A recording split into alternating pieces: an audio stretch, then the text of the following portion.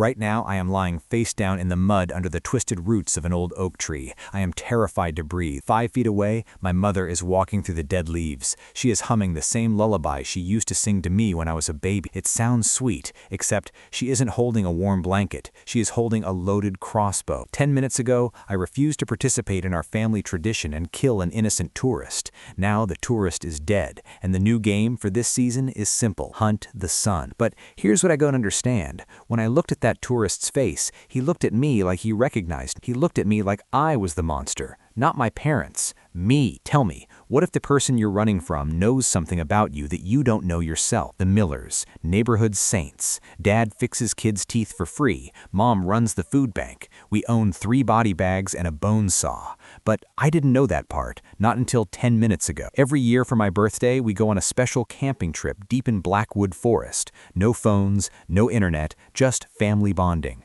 I always thought we were eccentric nature lovers. I didn't notice we never brought sleeping bags. I didn't notice the camping gear was actually body bags, lime, and hunting rifles. I was blind until tonight. But here's the thing that's eating at. I have 17 birthday photos from these trips, and every single one I'm smiling. Not a fake smile, a real one, a happy one. What the hell was I so happy about? Dad stopped the Jeep in a clearing. I'd never been here, so why did I know there was a rock shaped like a skull behind the 3rd pine tree? I looked.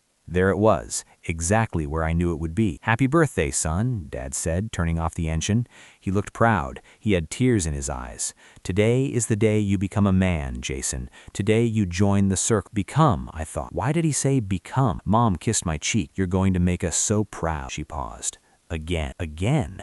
What did she mean, again? Dad got out and walked to the trunk. He opened it and dragged out a man. Duct tape, zip ties, hiking boots. He couldn't have been older. His eyes screamed what his mouth couldn't. But when he saw my face, his screaming stopped. His eyes went wide, not with fear, with recognition. He started shaking his head violently, like he was trying to say no, like he was trying to say not you. Dad threw him onto the grass like garbage. Christopher's head hit a root. He didn't make a sound. He'd stopped hoping for mercy. He knew what was coming. The question was, did I? Then Dad pulled out a Winchester hunting rifle. Dad pressed the cold steel into my hands.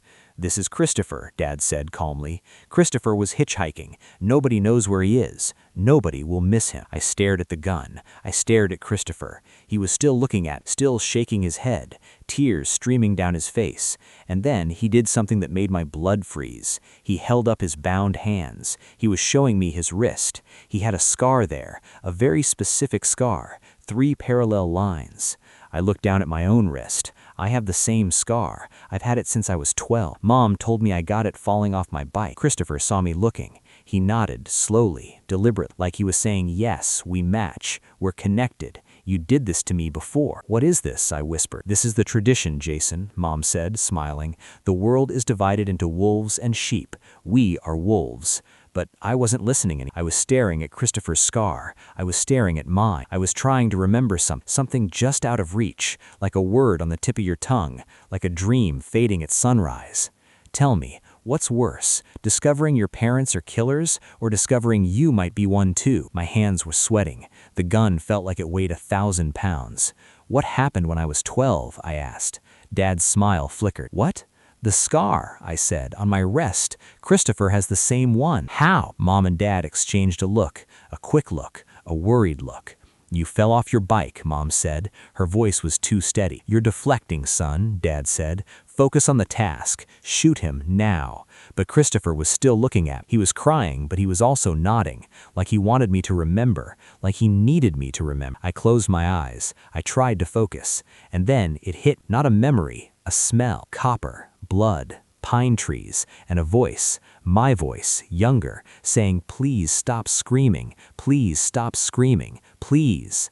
And then I saw it, just a flash, a boy, younger than me, running through these same trees, looking back at me, terrified, and I was smiling. I was smiling, and I had a knife, and the image cut off, like a TV switching channels. But I saw enough. I dropped the rifle.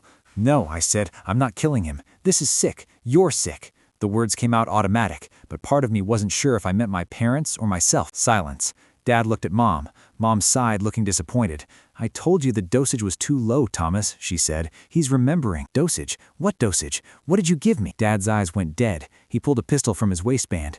Bang! Christopher stopped moving. His eyes were still open, still looking at me. Even dead, he was trying to tell me something. Remember what you did. Then Dad turned the pistol toward me. But before I ran, I saw Christopher's body. His shirt rode up when he fell. On his chest were words, carved into his skin. Old scars, healed over. They said, Jason was here. Rules are rules, Jason, Dad said. The witness becomes the prey. He checked his watch. It's 8 p.m., 10-minute head start. If you make it to the highway by dawn, you live. If we catch you. But I wasn't listening. I was staring at Christopher's chest, had my name carved into his flesh, in handwriting I recognized. My handwriting. Run, Dad whispered. I ran, not from my parents, from the truth. But here's the thing about truth. It doesn't care if you're running. It just waits, patient, hungry, like a wolf. Tell me, if you discovered you were a killer but couldn't remember doing it, would you still consider yourself innocent? I didn't wait for her to pull the trigger. I rolled onto my back and kicked her shin with everything I had. I heard a crack and she stumbled backward. The crossbow fired. Thwack! The bolt buried itself in the mud inches from my ear. I scrambled up and ran into the darkness. Behind me, I didn't hear her chasing. I heard her laughing. But it wasn't cruel laughter. It was proud laughter. The same laugh she made when I won the spelling bee in 4th grade. Like I had just made her proud. Tell me, why would a mother be proud that her son is fighting back, unless fighting back is exactly what she wanted him to do? I ran blind. Branches, roots, a freezing creek. I was loud. Panic makes you stupid, and stupid gets you killed. I stopped behind a boulder, gasping for air. I listened. Silence. No footsteps. They weren't chasing me. They were hurting, pushing me toward the ridge. I knew because I somehow knew these woods. I knew that if I went right, I'd hit the ridge. If I went left, I'd hit the thorn bush. If I went straight, I'd hit the ravine. How did I know that? I've never been here before. Or have I? I looked at my hands. In the moonlight, I could see faint scars I never noticed before. On my knuckles, on my palms, fighting scars, defensive wounds. When did I get these? I turned left, toward the thorn bush, not because it was safe, because I needed to find the ravine. I needed to see what was down there. I needed to know who I really am. I pushed through the thorns. They tore my jeans and shredded my hands. But here's what's strange. Pain felt familiar, comfortable almost, like putting on an old jacket. I took a step and felt a tug on my sneaker. Tripwire. Click. A trail camera flashed 3 times. I heard a walkie-talkie crackle. Sector 4, my father's voice said. Flush him out, Martha. I have a visual. But then he said something else. Something quieter. Something I don't think I was supposed to hear. This is the furthest he's ever gotten. The drug is completely out of his system. If he reaches the pit, what if I reach the pit? What's in the pit? I threw myself flat. Bark exploded off the tree next to my head. He missed by an inch, or he let me go. I started crawling, not away from the river, towards it. I army crawled through the mud, sliding down a steep embankment. I tumbled down into a deep ravine. I hit the bottom, landing in a pile of debris. It smelled like sulfur and rot. I pulled out my lighter. I flicked the flame. I wasn't standing on dirt. I was standing on bones. A human skull stared up at me. A rib cage, a femur, dozens of them. Hikers, drifters, runaways. This was the family cemetery. But here's what made me vomit. Every single skull had something carved into it. Names, dates, and initials. TM, MM, JM, Thomas Miller, Martha Miller, Jason Miller. Some of the JM skulls were old, yellowed, from years ago. One was dated 2019. I was 14 in 2019. One was dated 2017. I was 12, the year I fell off my bike. I wasn't here for the first time. I've been killing every year. I just don't remember. And then I saw the smallest skeleton, a child, maybe 8 years old. The skull had one set of initials, JM, just mine, no one else's. I did that alone. Tell me, if you were a killer, but someone erased your memories after each kill, are you still guilty? Is the person standing here now the same person who carved his name into human skulls? I wanted to scream.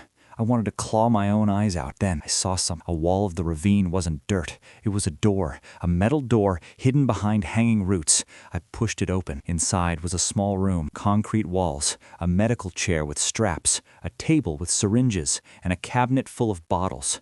I grabbed one. The label said, Compound 7 Memory Suppressant, Miller Family Research. There were files.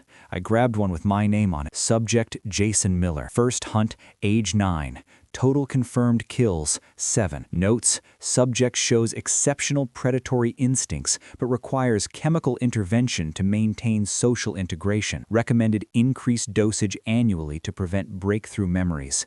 Current status, ready for independent operation. 7. I killed 7 people. I'm 18 years old and I've killed 7 people. My legs gave out. I hit the concrete floor. I couldn't breathe. The file was shaking in my hands. No, my hands were shaking. The file was just paper, just facts, just the truth I'd been running from my whole life without knowing it. I wasn't their victim. I was their project. They didn't want to kill me tonight. This was a test. They wanted to see if I could survive without the drug. They wanted to see if the wolf they created could hunt on its own. And the worst part? According to this file, I passed every previous test with flying colors. I found a knife in the room, not rusty, clean, sharp, mine. It had my initials carved into the handle, JM. I gripped it. My hand knew exactly how to hold it. Muscle memory from 7 kills I can't remember. I heard footsteps above me. "Jason?" Mom called.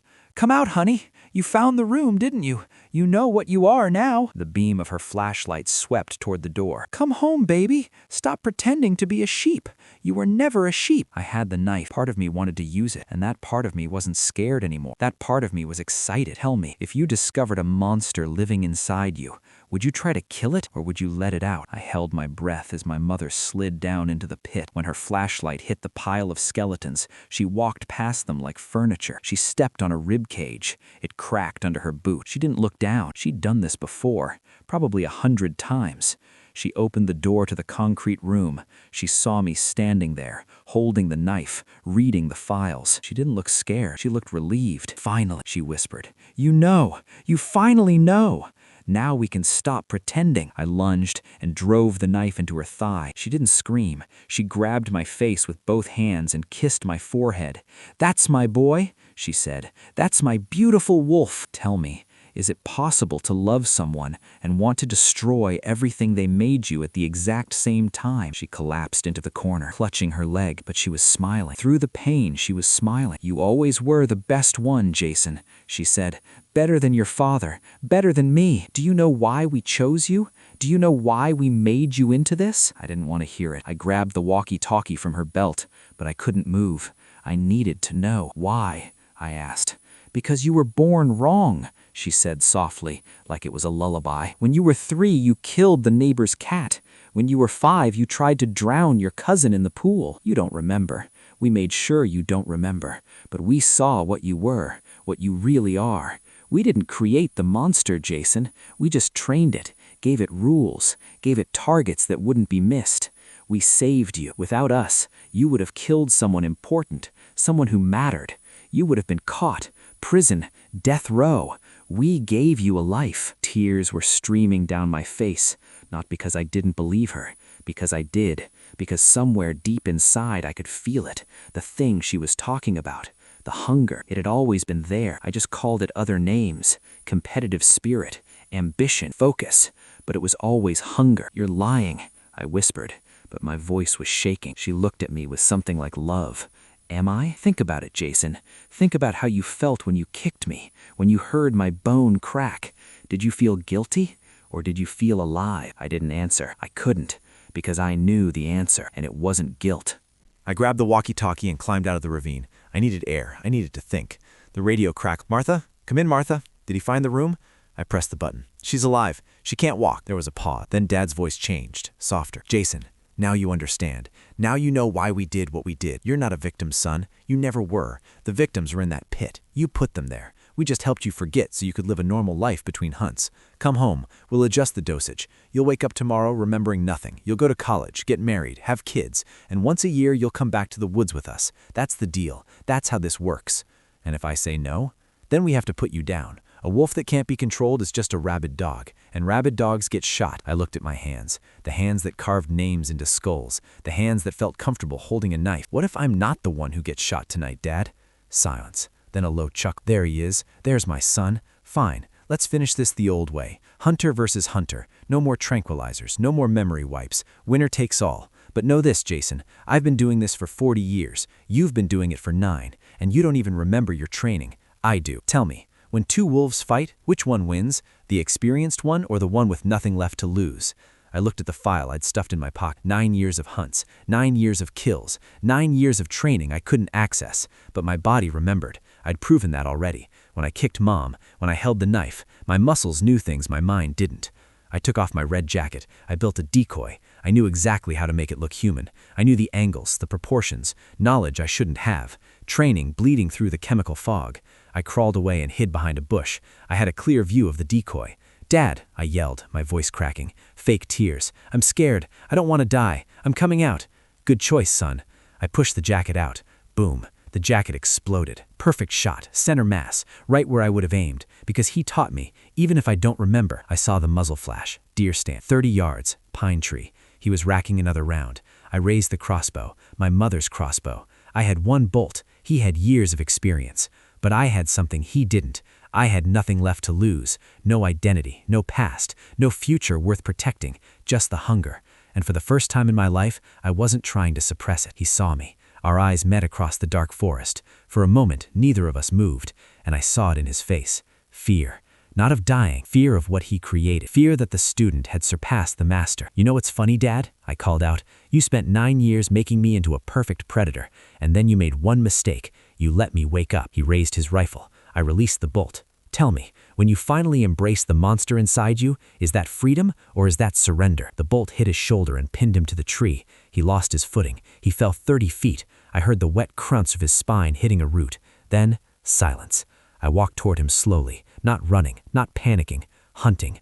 The hunger was fully awake now, and it felt like coming home. "Tell me, did I just become a murderer, or did I just finally become myself?" He was lying on his back, legs twisted, paralyzed, but his eyes were open, looking at the stars. When he saw me standing over him, he smiled, a bloody, broken smile. "Good shot, son. I knew you had it in you. You really are my legacy. Now finish it. Put me out of my misery. It's the rule of the hunt." He wanted me to kill him, to complete the ritual, to prove once and for all that I was what they made me. I knelt beside him. I could feel the hunger screaming at me to do it, to take the knife and finish what I started. My hand was on the knife. One cut, carotid artery. He'd bleed out in 90 seconds. I knew exactly how to do it. The knowledge was just there, like breathing. My hand was shaking, not for fear, with anticipation. But then I thought about Christopher, about the 8-year-old skeleton in the pit, about 9 years of victims I would never remember. If I killed him now, I would become what they wanted, fully, permanent, no going back. Was that freedom, or was that the final cage? I stood up. "No, Dad." His smile faded. "What?" "I'm not going to kill you, and that's not mercy. That's the hardest thing I've ever done, because every cell in my body is screaming at me to finish this. But here's the thing, you want me to kill you. This is your final test, your final lesson. Prove you're a wolf, Jason. Prove everything we did was worth it." He stared at waiting. "So I'm going to do the one thing you never trained me to do. I'm going to choose, not react, not hunt. Choose." I pulled out the walkie-talkie. I switched to the emergency frequency. "Mayday. Mayday. This is Jason Miller. I am in Blackwood Forest, Sector 4. I have 2 injured suspects, multiple casualties, a hidden facility with medical equipment and files. Send everyone." I dropped the radio on his chest. "You don't get a warrior's death, Dad. You don't get to die as a legend. You get a prison cell. You get a trial. You get to watch the whole world find out what you are, and I get to watch you rot, knowing that your perfect little project chose to be human." His face twisted, not with pain, with horror. Jason, you can't. The files. They'll see what you did. They'll lock you up too." "I know. I'm turning myself in too, for 9 murders I can't remember committing, because that's what humans do. They face consequences. Wolves don't understand that, but I'm trying to." "Tell me, is mercy the ultimate victory or the ultimate weakness?" The first cop who saw the graveyard vomited. The second one sat down on a rock and cried like a child. I watched them from the back of the ambulance. A paramedic was cleaning the cuts on my hands. She asked me how I got them. I said thorns. I didn't tell her some of the cuts were years old. Healed and reopened. Every birthday for 9 years. They found the files. All of them. 23 victims documented. My initials on 9. My mother was still conscious when they pulled her out. She was singing the lullaby. My father? When they loaded him into the ambulance, he looked at me through the window. He mouthed 2 words. Not over. The trial was the biggest news story in the decade. The Hunting family. 3 generations of killers exposed. My parents got life without parole. But here's the part the news didn't understand. I confessed to 9 kills I don't remember committing. The jury didn't know what to do with. How do you convict someone who was drugged into forgetting their own crimes? Someone who was 9 years old when it started. I got a special verdict. Not guilty by reason of diminished capacity. Mandatory psychiatric treatment. Chemical monitoring to make sure I'm never off medication that might let the hunger resurface. I'm not in prison, but I'm not free either. I live in a supervised facility now. White walls, cameras everywhere, therapists who watch me like I might snap at any moment. And maybe I might. I take 6 pills every morning. Suppressants. Different from what my parents used. These don't erase memories. They just quiet the hunger. Most days it works. Most days I feel almost human, almost normal, almost safe. But some nights I wake up sweating. I dream about the forest, the smell of pine and blood, the weight of the knife in my hand. And in those dreams, I'm not running from my parents. I'm hunting. Tell me, can you ever really know if you're cured? Or do you just get better at pretending? Last week, a new patient arrived at the facility. A young guy, maybe 20. He looked at me across the cafeteria. He didn't know my name. He didn't know my story, but something in his eyes recognized something in mine. We stared at each other for a long moment, and I felt it. The hunger, stirring, waking up. I took my pills. I walked away. I didn't look back, but I wanted to. Here's what keeps me awake. My parents said they didn't create the monster. They just found it, trained it, used it. If that's true, then the monster was always there, before the drugs, before the training, before the hunts. And if the monster was always there, then no amount of pills will ever kill it. Just cage it. For now, last night I dreamed about the new patient.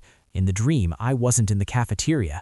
I was in the woods, and he was running. I woke up smiling. So tell me, did I escape the woods, or am I just a wolf pretending to be a sheep, waiting for the day the cage breaks open? I think I already know the answer. I just don't want to say it out loud, because saying it makes it real, and I'm not ready to be real. Not yet, but soon.